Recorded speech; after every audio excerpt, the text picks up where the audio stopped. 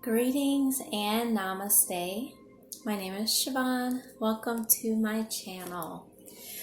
So, as some of you are aware, about quarterly I will do a reading from the Toltec Oracle. This is actually a unique oracle based on some of the more ancient ways of reading. And definitely this type of reading was around before the traditional like Rider-Waite system of reading oracle and tarot. So this is an ancient form that uses ancient, I guess you could say, like pictographs. So I always call in my higher self and my guides, including the goddess Abgal, who is my blue avian higher self, that actually took a group to South America after the fall of Atlantis. So she lived with several different groups, including the Toltec and the Mayan. And her story is quite interesting. As I have reminded people, if you choose to look her up, you'll likely see that they call her a male, the god of wisdom, which she's actually a goddess, the goddess of wisdom and moral code. So we will begin the oracle reading. I will also share a technique now that you're welcome to do at any time throughout the day. Definitely helpful prior to meditation or as you begin meditating, is to envision your, we'll say your ego and your higher self.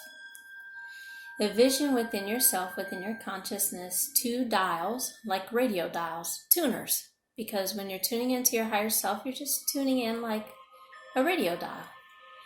So envision on the left side of your mind, of your brain, the left side mainly being the side that your ego will reside on. And you're just turning that dial on the left down. Just turning it down, relaxing, and turning the noise of your ego, of your problems, of your 3D physical existence, just turning that down. And then imagine on the right side of your mind, the space where your higher self is able to enter. Through your heart, on the right side, through your feminine, creative capabilities,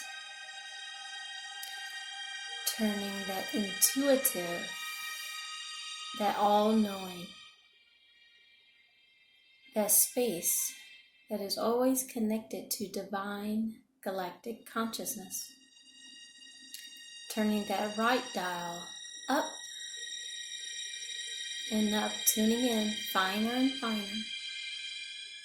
Just imagine turning that dial up so you can hear clearly, with clarity, from your higher self. Your higher self tapping in to your guides, higher dimensional beings, angelic beings and consciousness, and the oversouls, turning that dial upwards and upwards.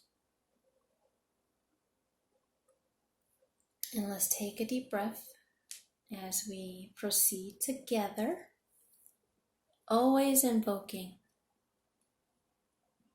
our inner light,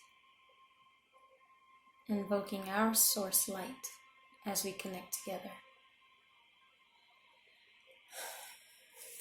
So the first card within the first quadrant of this reading, being the body quadrant, physicality, your physical body, what type of information from the Toltec Oracle regarding moving, shifting into 2020, changes, areas to focus on, areas to work on as a collective together in unity. And for this first quadrant, I have Kia Whittle for rain. Kia Whittle for rain. So let's take a look at this card. Let the Spirit flow into your life and fertilize your dreams, because only when you open your heart will the miracle come true. That's a message just in the first statement. Going with the flow, allowing your higher self to assist you by opening your heart. The rain has always been recognized as one of the most precious elements of nature by the ancient cultures of Mexico. The indigenous people of modern Mexico continue to have the same reverence for the rain.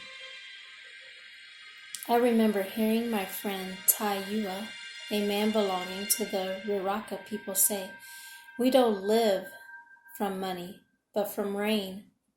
The rain is even more precious for us than the money is precious for the Tawari." Tawari is the generic name that the Riraka used to refer to the non-indigenous people. This should be true for every human being, because we all depend on nature to live, and all our ancestors, or all our resources, come from it. My apologies. All our resources come from the rain and from nature. But it is among the agriculture-based societies that our dependence on the elements of nature for our very existence is most clearly understood. The broader meaning of Kyoto is the action of nurturing or fertilizing something that will bear fruit for a future harvest. This card tells you that your dream is getting closer, but the seeds of your dream need your nurturing actions to achieve their destiny. This is a beautiful card to pull for the first card as we're moving into 2020. We are getting closer and closer to the new earth in a more highly evolved way of existing, co-creating together, understanding energetically, learning the lessons from what has been created before. It's important to also understand and take responsibility for the truth of what it means to be a creator. In truth, the dark ones, the controllers, disconnected from the light, cannot truly create. But what they can do is control what you believe. And that is how they have created this control matrix, by controlling the people. The people have always had the power. The people just did not understand that power and gave their power away to others who they believed had more power than them. The power has always been with you, and that is why they will always fear you, because they don't truly have power. And when you realize that the power is with you, within you, they lose their power. And that is why the single primary focus of Ascension has always been your healing and integrating your own higher self. Always been the primary focus. At the moment, you may be experiencing some anxiety about the results you want to achieve, but everything is a process, and one stage cannot happen before the previous stages have been completed. This means that there is no harvest without the previous planting of the seed and watering of the land. You need the spiritual power of the rain to do this in your own life. Water and nurturing has always been significant in healing and understanding your emotions. As you have a greater understanding of yourself and how you create through your own emotions, you will master yourself. thereby mastering your experience and shifting, altering the current matrix, which is what we are doing. You are experiencing yourself as a creator first before you can ultimately change anything outside of yourself. And going with the flow, sometimes it starts off with just witnessing and appreciating the smaller things, the synchronicities. I love playing games with numbers. I might even do a separate video just about numbers, because there's so many things that you could witness and experience your own creation simply by starting off with numbers. And even certain numbers lining up or seeing them at certain times are actual portals. But that would be for a different discussion. So, in the body material world quadrant, rain in the body quadrant may be a sign of pregnancy, improvement of physical condition, or healing from disease. Your physical body is entering into a positive stage because life energy is flowing into it. This is for the collective. Life energy flowing into the collective. Whichever is your case, be ready to participate actively in the process, because this is your opportunity to make the best use of the fertilizing rain of Kiawitl. The healing may not take place. The opportunity for improvement may be wasted, or the pregnancy may fail if you don't do your part actively and with full awareness. The pregnancy may be symbolic, a sign of some project or idea that is in the gestation stage and requires your care before it can be born. In the material world, what you are investing in will bear fruit as long as you keep nurturing the project. What you are investing in, what you are focusing on. It is important to pay attention to what you are focusing on. The masters, those who have mastered themselves, will be aware of all. They have an energy of acceptance, accepting all and choosing best. Accepting all and focusing on what you desire or want to create or experience. Accepting all is not denying what is happening. It's not denying what you see, but it is understanding your energy, your power as a creative being to add more energy to what you would like yourself and others to experience. This is a process of transmutation. When you see something you don't like, that makes you uncomfortable, that you know is traumatizing others, you add energy by transmuting that, imagining what would happen in a world where everyone is healed and connected to their higher selves. That is a process of transmutation. And if you are guided, you receive guidance from your higher self to act directly, go right ahead and do it. But understand that the most important action, and the first one, should be energetic action. Energetic, because all things manifest from thoughts and energy before they manifest physically. All things. There's no way around it. And every time you try to get around it, just understand you're behaving just like the dark ones, disconnected from the light. Because all of their actions and what motivates them is to try to bypass the direct connection to source. That is their motivation. Because they're not connected to source is why they traumatize others and feed off of that energy. That is their motivation. And you have to understand that when you're trying to change a system. And hopefully you're not trying to fight it, but actually heal it, shift it, transmute it, alter it, ascend it. That's what we're here to do. So the next quadrant is the mind quadrant. In the mind quadrant, we have the jaguar.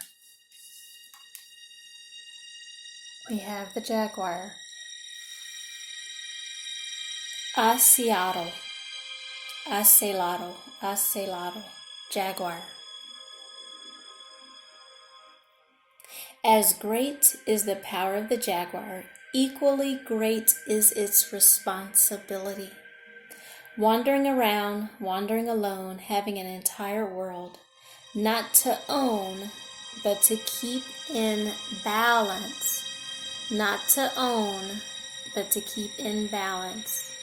Unbalanced energy wants to own, conquer, and destroy, to subjugate, to degrade, to traumatize, all out of balance. And this out of balance you see by the fruits of their labor, by the fruits of their focus. You see it.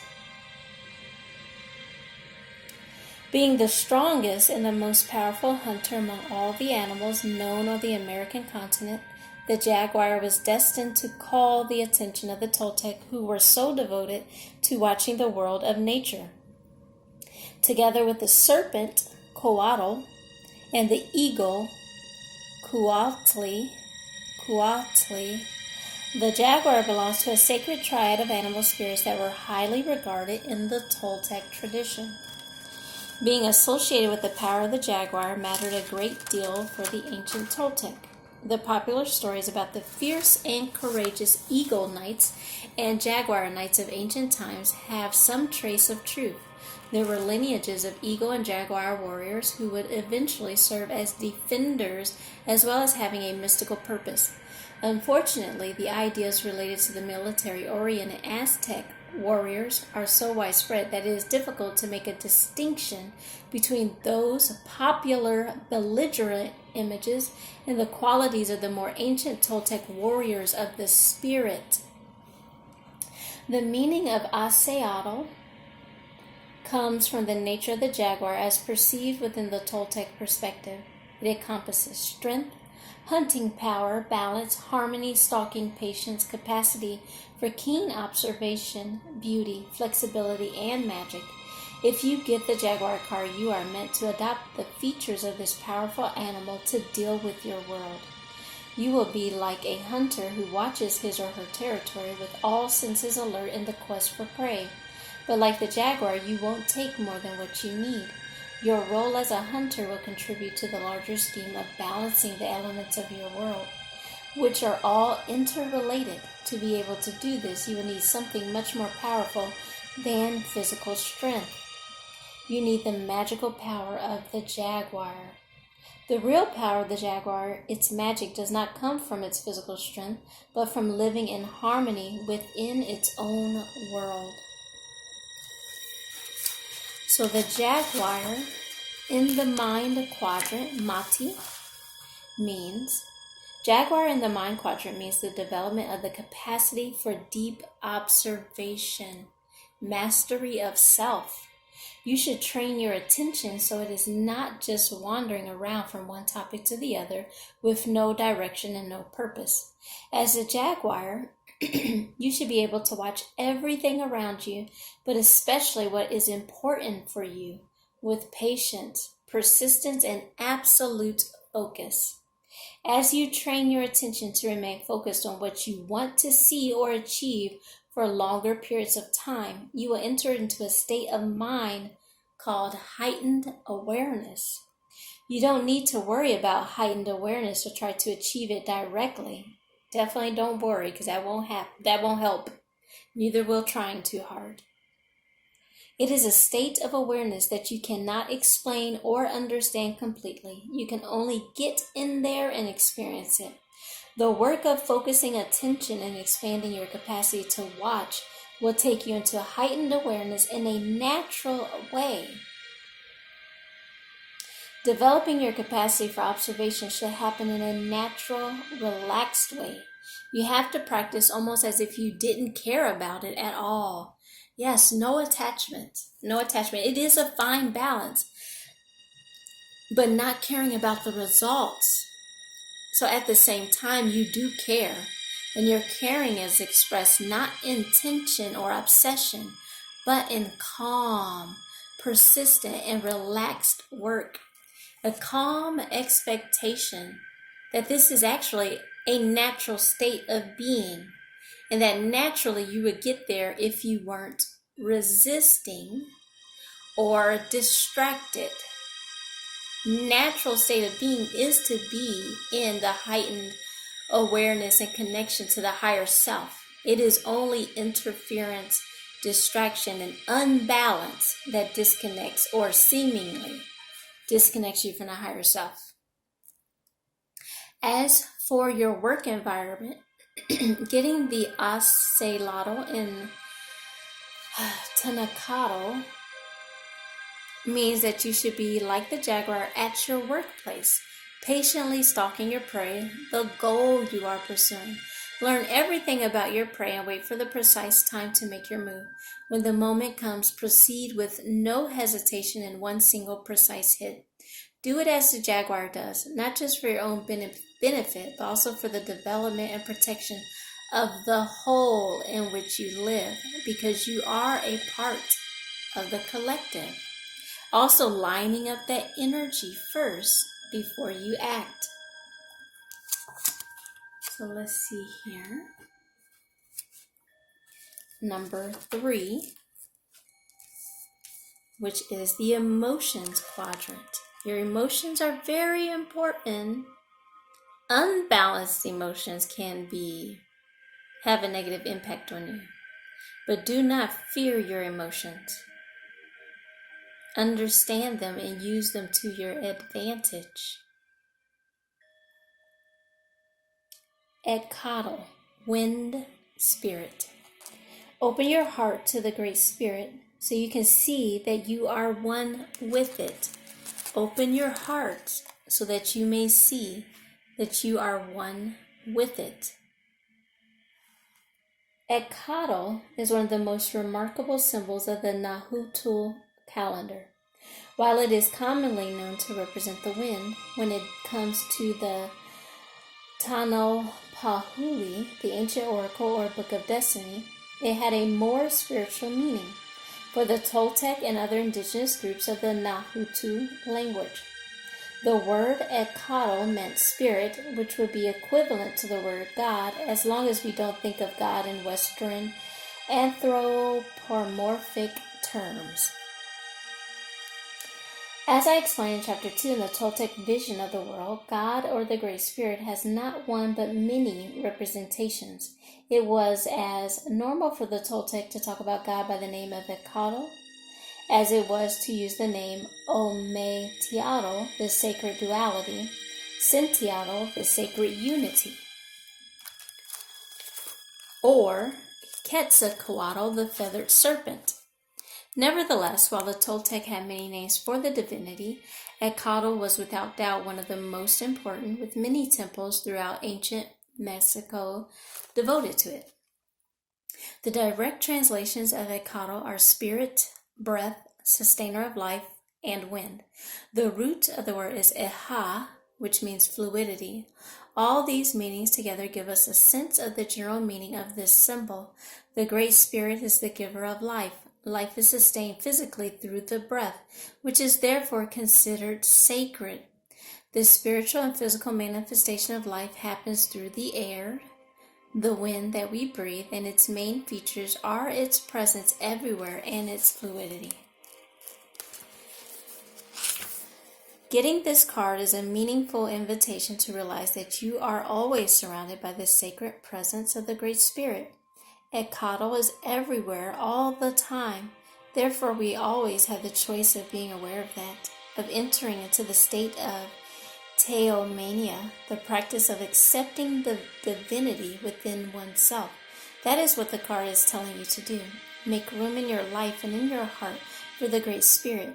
Give yourself the time and space to practice Theomania, the practice of accepting the divinity within oneself. You have to give yourself time. You have to allow space, energy, connection. Honoring yourself as sacred is giving yourself time and space to feel, to think, to relax, to nurture yourself. In the emotions, relationships quadrant, your life may be troubled by emotions that take you into the fear zone. Only the Spirit can rescue you and bring you back to the zone of love, your higher self. The last message I just gave, if you did not listen to it, you will want to listen to it, because your higher self will continue to pull you out of dark spaces no matter how many times you need it to. It will never leave you, but you don't have to choose fear and darkness. It is an illusion. You do not have to choose it. Only the Spirit can rescue you and bring you back to the zone of love, and you have to allow it. Your troubling emotions are the result of the way you are connecting with others. Who have you been hurting? Who are you feeling hurt by? Eckhart Tolle teaches that there is no way to hurt others without hurting yourself. There is no way to hurt others without hurting yourself.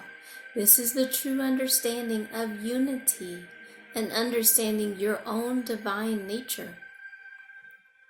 And there is no way to heal yourself without healing others. It goes both ways.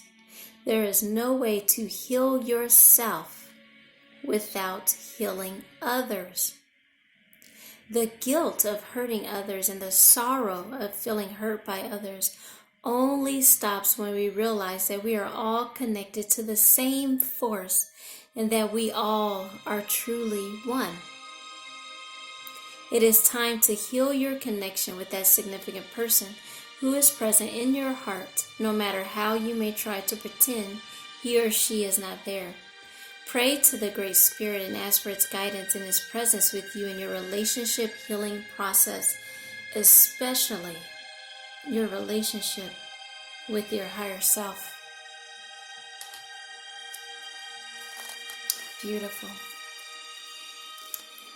Beautiful. And I think I'm keeping this shorter than I normally do. My Toltec readings can go really long. I'm trying to keep it a little bit shorter today as I've witnessed them go really long. So in the fourth quadrant of spirit, we have Quetzalcoatl, Quetzalcoatl, lizard. Quetzalcoatl, lizard. And forgive me if I mispronounce these, it's okay. The lizard watches over the temple.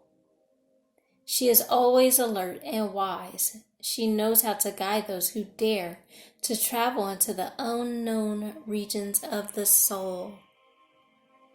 The unknown regions of the soul. In the warm and sunny territories of Teotihuacan, the capital city of the historic Toltec, and in Tula, capital of the ethnic Toltec, it was common to see the lizard in the ceremonial centers and pyramids. These little creatures lived in the temples and also appeared in paintings on the walls. This animal so captured the attention of the Toltec that they included it as the fourth symbol of the Tanaupahuli. Because of its fertility and resilience, lizard was seen as the spirit that watches over births. In addition, it was considered both the guardian of the temple and the guide of the shaman. The lizard was believed to guide the shaman in a way similar to that of a guide dog guiding a blind person. It is not difficult to imagine how important the lizard was for a society in which shamanism was so integrated with every part of their social and cultural structure. The lizard is associated with the elements of fire and earth. Thus, the lizard symbol represents the pursuit of shamanic practices without losing connection with the earth. In other words, a shamanic path within a down-to-earth context. And just for those that may choose to be confused by this, we are not talking about Draco reptilians at all, as they are not from this earth. Just pointing that out, just in case. Because it represents this grounded approach to magic, the lizard is a symbol of equilibrium. This grounded approach to magic. When you get this card, it is a sign that you need to look for the equilibrium that arises from cultivating both your spiritual magical side and your practical material side with equal attention and dedication. This is what it means to live a grounded spiritual life.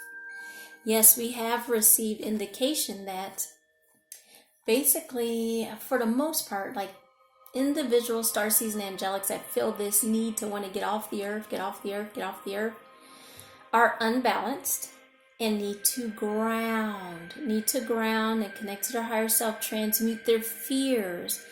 Because understanding your mission, you understand that you came to ascend the planet. So continuing to ground and transmute that need or desire or that rush to run away. You're not here to run away. You're here to transmute and assist in ascending this planet, which ascends the whole multiverse. You have a very important role as being part of the transition team and the ground crew. Don't think it's just the highly evolved beings and the angels that got work to do. You have a lot of work to do. That's what you came here to do. You have a very important role by incarnating directly onto this planet. So let's see. In the spirit quadrant, Teatl, lizard in the spirit quadrant is a clear indication for you to follow the shamanic path. And we don't necessarily mean earthly shamanism unless you are connecting to your higher self at the same time, because many of the earthly practices have been distorted and infiltrated. We are restoring many practices and beliefs. Even more of a galactic shamanism or original shamanism, if you can connect into or tune into the nature energy of original shamanism before infiltration. But either way it goes, as long as you're connecting to your higher self, you will receive clear guidance with clarity, protection, safety, and in service to others in the light of Source Creator. The one who gets this card placement has a talent and a call for that path, whether or not he or she is aware of it. In order to find your shamanic soul, you need to penetrate into the underworld of your own unconscious. Here are the parts of yourself. This is doing your shadow work. This can also be called shadow work.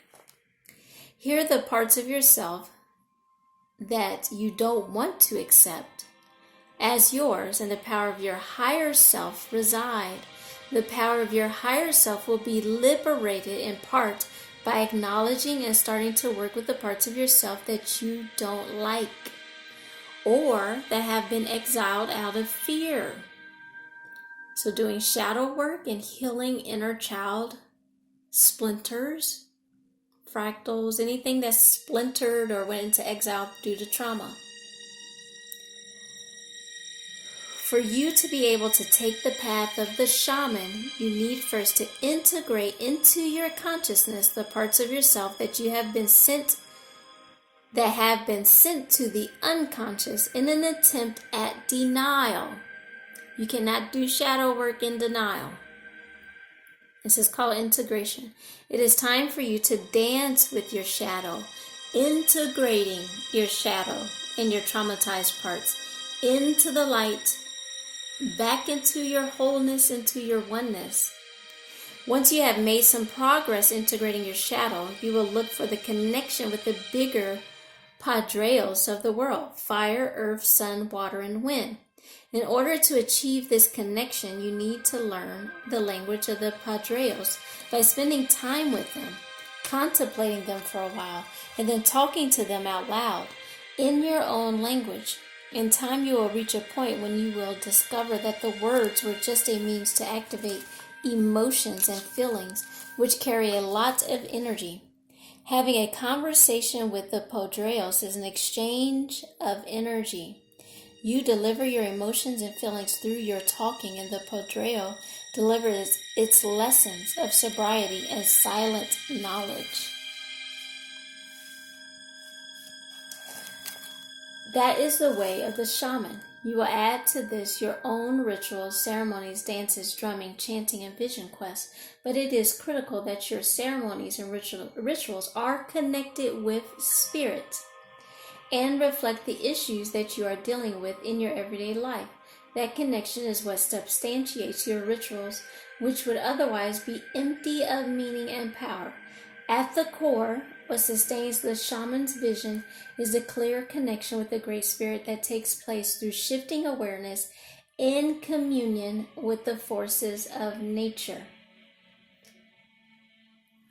So what they are reminding me is yesterday, we have even higher galactic energies coming in, even higher energies in commune with Mother Gaia. And I've had lots of we'll just say exchanges of energy or communications, lots with the birds, lots with the hawks. I've even had a hawk activation where it was at least like 50 hawks. This particular hawk yesterday that came to me was a red hawk. It was a female hawk, like a matriarchy, royal energy. That's the best way I can describe it. She didn't even look like the other red hawks I've seen before. And I couldn't tell if it was just an energetic difference or if she physically appeared different. But she flew pretty fast by me, and I was driving, I was trying to look and still be careful. But I did get a clear indication that she carried a very highly divine royal matriarchy energy. And when they come close to you, that is their way of exchanging energy with you. When they come into contact with you or fly over you, that is a form of energetic exchange and blessing each other, which I've received communications or confirmations from hawks about the birds that come or bless me with their presence on my path, continuing to still see flocks of birds, 50s, hundreds of birds fly by, knowing that when they come across my path, energetically I am blessing them, and they're appreciating and blessing me back as well. And it is an actual exchange of energy. This intimate connection with the Great Spirit will be the source of your inner strength and your only protection against the danger of self-importance taking over your spiritual quest. So that's the imbalance towards the ego. Don't forget that shamanism is not about being called a shaman, but about traveling beyond the ego through the experience of becoming one with the Spirit. The obsession with titles that make someone superior in the eyes of others, that is so representative of our modern times, is a serious danger you will be dealing with in your pursuit of becoming a shaman. Just keep in mind that Spirit is not impressed by titles of any kind. Instead of admiration from others, what you need to be a shaman is the Great Spirit opening the magical door for you to enter. And that is correct. And helping, like when you take the responsibility of a true shaman, of a true healer, of a true elder, of a highly evolved being, you understand that it is a responsibility, and showing the way as a way shower, helping others to connect with their higher selves because you have connected with yours, and understand the importance of the connection, and also understand that every single being on this planet and others has the potential for that connection as well. Sovereign beings do not want to take the place of other people's higher selves. They have no interest nor any desire to do that. Sovereign beings, understanding their own connection, are only here to assist others in their connection. They do not dictate or tell others what to do. They may provide guidance, but ultimately, it is until you develop your own connection and then you work together. You unify. You unite. You honor each other. You honor others when you honor yourself. And the highest vibrational relationships, you are just mirroring to each other what you see in each other because you see it in yourself. You cannot see my divine nature if you don't see your own divine nature. So what we do is hold the space and the capacity for you to bear witness eventually within yourself. And until you bear witness of it within yourself, I and others do the best we can to demonstrate by example what that looks like. And all we can do is do our best. All you can do is do your best. But hold the energy, hold the space, hold that divinity, hold your divinity high so that others can begin to see it within themselves. So our last card, and when you read from the Toltec Oracle, the last card is always the ruler card. It's considered the ruler card, but it is the heart card because the ruler truly should be your heart. Because your heart is how your higher self enters. It's like the key to allow the higher self to enter. And that further integration will continue through the crown chakra.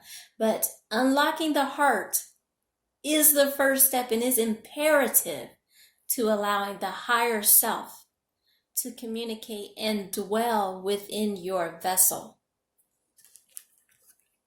So the heart card or the ruler card is Wei Teotl. Wei Teotl. Grandfather Fire. Grandfather Fire, and that is a shell on the back of his head too. Maybe part of that Fibonacci spiral energy, that original energy. Let's see. Wei Teotl is the representation of the Padreo of fire. It is not only one of the 5 biggest Padreos in the world, but the most powerful and ancient of them. Grandfather Fire is actually the chief of all other Padreos. Among the Toltec, old age was not an undesirable state of weakness and fragility. Old age meant not only wisdom, but strength and potency.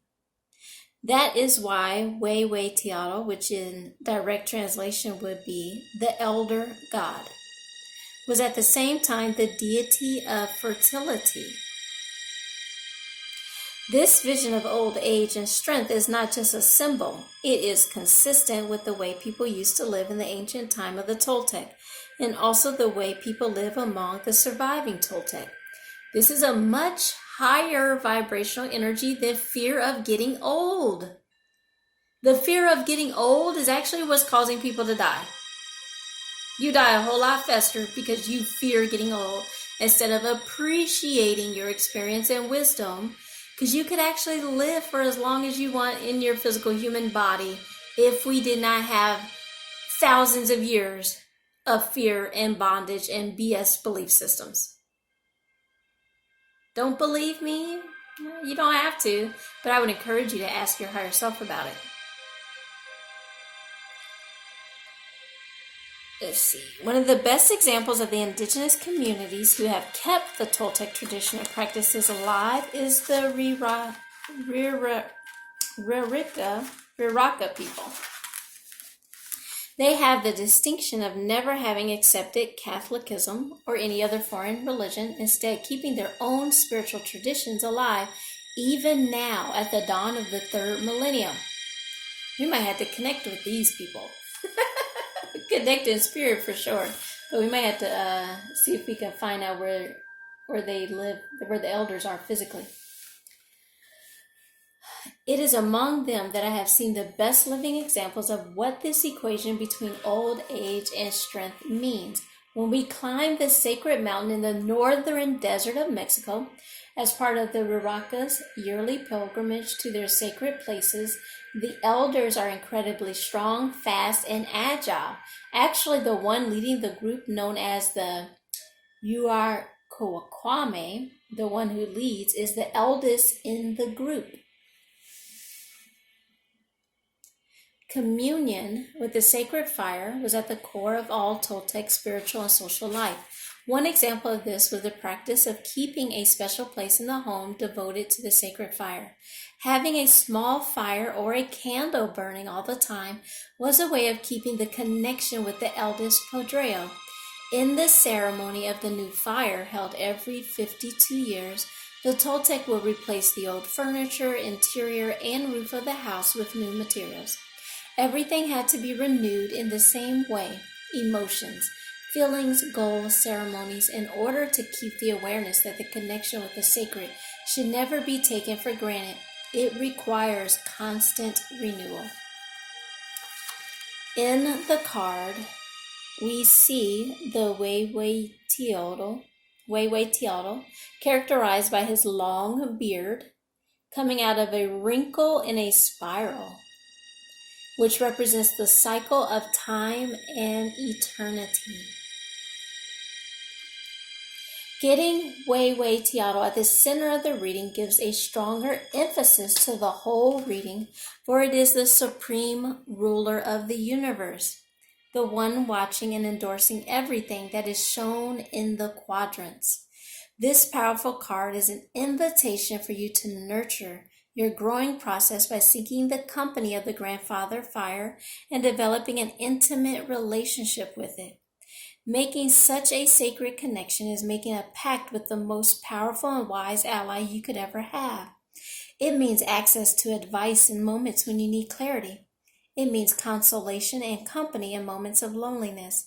It means the opportunity to listen to your own heart when your mind is confused. All these things are open to you when you follow the Toltec way of making friends with the Podreos of the world. In the case of Grandfather Fire, opening and sustaining this connection is not only wise but very handy as well. You can always make a sacred fire to spend some time sharing with Huehueteotl. Even a simple candle may serve this purpose when having a real fire in the fireplace or camping situation is not available. As my indigenous friend Teyao used to tell me, you just start talking to the fire with respect and love, as you would talk to your wise grandfather. It does not matter if you believe that the fire can listen to you or not. You just do it. Then you find that it feels good and you keep doing it because of that. At the beginning, you just get some little words. You are not even sure if they come from your imagination, from the fire, or what they are. You just know that it feels good and you keep doing it. You spend more and more time in the company of the grandpa, every now and then confessing your feelings to him. Then one day or night, the Padreo speaks to you with big words, and those words change your life. Those words can be a vision, an overwhelming realization, or you may hear it as real words. It does not matter the way. What counts is the good medicine that they bring to your life. That is a very, very similar explanation as to how it is to connect to your higher self in meditation. You will not always receive a direct message or a direct vision in every meditation. And the messages may start off small, just small words or small remembrances when you first start connecting. Or you may just relax your mind and stop torturing yourself. You may just do it because it actually does feel good. And actually, some of them feel even as good as orgasmic energy. Doesn't mean it's going to feel that way every single time. But the point is, meditation and connecting with your higher self and the Great Spirit does a mind, body, and spirit good. I don't know where that just came from. Well, I do know where that just came from, actually. So I waited to the end of this to share. There's an important alchemy symbol I received for the 1221 portal. And we did this as a group during the group meditation. If you would like to connect with us in group meditation, please send me a message either on Facebook, if you're connected with me on Facebook or would like to. I'll put the description in the comment section, but my name is Siobhan Hill, Hill. Or you can always email me as well. Blueray, BLUERAYATF@gmail.com. But I will share a portion of a meditation we did where it explains this important alchemical symbol with further connecting and grounding the original energies of the Mother, Father, Andromeda Galaxy as the Milky Way Galaxy energetically before physically, but physically fell from the Andromeda Galaxy. So whether or not you are Andromedan, whether or not you've incarnated as Andromedan before, whether or not you originate from Andromeda or an Andromedan angelic being, either way it goes, you have a connection to Andromeda as the Earth and the Milky Way galaxy was originally connected to the Andromedan galaxy. As we are ascending the planet, these two galaxies are physically in process of uniting as well. And it will be a peaceful, natural unification. There are some scientific reports where scientists have seen that these galaxies are uniting. Of course, they share a message of doom and gloom and explosion. But, however, energetically and spiritually, we understand that this unification is a reuniting of energies. Just as you integrate your higher self, we are reuniting and integrating these two galaxies as within, so without, on so many different levels. So I will include the link to that so that you may have access to this alchemical symbol. We appreciate you also expanding and opening your heart to allow further integrations of these energies and integrating your higher self in connection with the great grand spirit of the universe, the multiverse, Mother, Father, Source, Creator, in unity. So we love you and we honor you. Definitely closing out this year and beginning the new one with the highest version of you that you can possibly do, because all you can do is do your best. But you have support, you have assistance, and you have a guidance available to you physically and energetically and spiritually. If you are interested in a reading, I would love to do a reading with you and for you. You're welcome to contact me for a Toltec Oracle reading. I also do crystal readings, twin flame readings, divine union readings, soul path readings. There's a number of different readings that I do. Also readings from the Amenti Oracle. That is one of the newer oracles I've been reading from.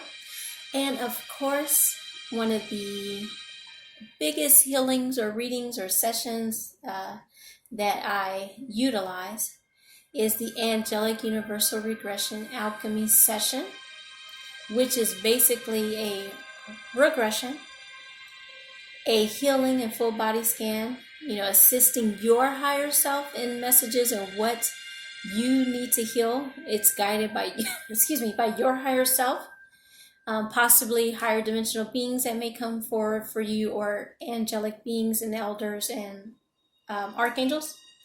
And then at the end, you have the opportunity of asking, or I ask on your behalf, any 10 to 15 questions you want.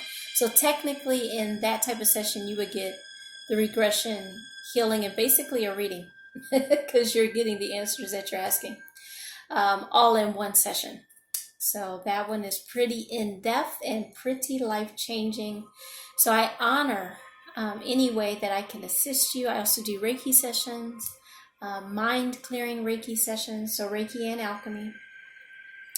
But whatever we can do to assist you in being the highest version of you, connecting and integrating your divine higher self, which is your truest expression of yourself, is your higher self. So I love and honor you. I look forward to hearing from you and connecting with you. I appreciate your presence on this earth at this time, as if you are present, you are powerful, and I honor your presence. I love you. Namaste.